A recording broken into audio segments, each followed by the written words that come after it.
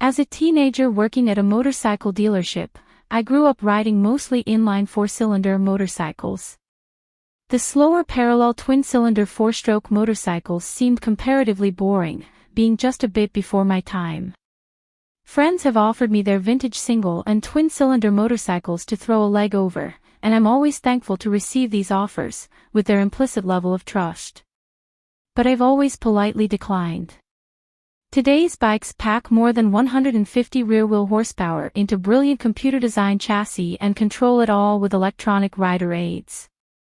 In light of all this performance, why would anyone want to ride some slow, heavy 60s-style motorcycle? Let alone build one.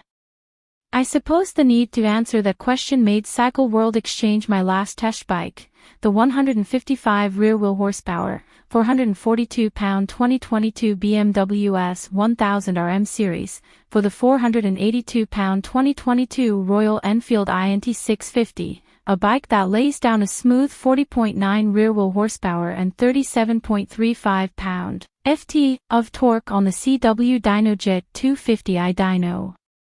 Of course, I happily took it, thinking I could certainly find the good in it if I just dug deep enough. Then I proceeded to smack my right knee against the clutch actuating arm at the top of the Enfield's right engine cover while clambering aboard for the first time. So perhaps not a great first impression. But of course a few rough edges are to be expected on a vintage-styled bike. What wasn't expected was that I was wrong to assume I'd have to dig deep to find the good in this bike. I hadn't gone far, my knee might still have been throbbing, before I discovered that the INT650 is an extremely fun motorcycle.